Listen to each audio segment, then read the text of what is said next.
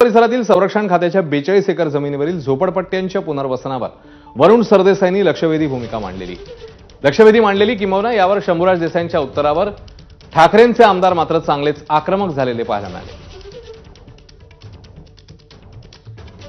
2017 पासून या विषयाच्या लक्षवेधी लागतायत। आज परत एकदा या सभागृहात हेच उत्तर मिळालं की आम्ही हे पत्र देऊ, आम्ही ही बैठक घेऊ, आम्ही ते करू। मुख्यमंत्री स्वतः तेच आहेत, त्यांना या प्रश्नाची संपूर्णपणे माहिती आहे।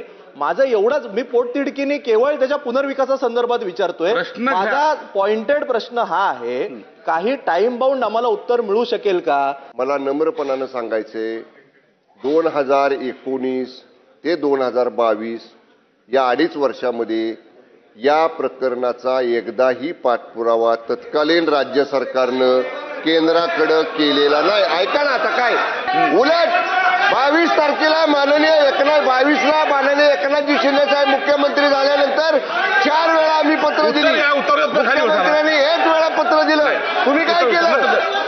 अरे आमची लाज काढू नका, तुम्ही काय केलं ते सांगा। उत्तर देत असताना तुमची काही शंका असेल तर मला विचारा, मी प्रश्नाला उत्तर द्यायला तयार आहे। चर्चा चालू आहे।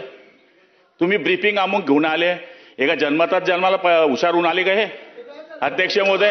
हा लाज काढायचा अधिकार आहे का? लाज सरकारला लाज आहे का? हे बोलणार का मंत्री महोदय? हे बोलणार मंत्री महोदय?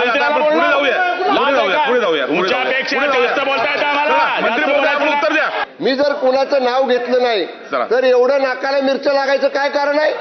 एवढं लाज काढण्याचं काय कारण आहे? इथे मुख्य सचिवांच्या अध्यक्षतेखाली बैठक 21/2/2022 रोजी झाली आणि दुसरी बैठक 15/3/2022 रोजी झाली।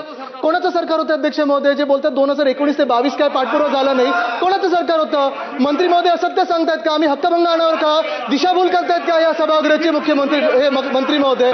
की ह्या सदनाची दिशाभूल मंत्री महोदयांनी करू नये। ब्रीफिंग असताना जर ते म्हणतात ह्या सदनाची दिशाभूल करू नये। आता पुढची बातमी।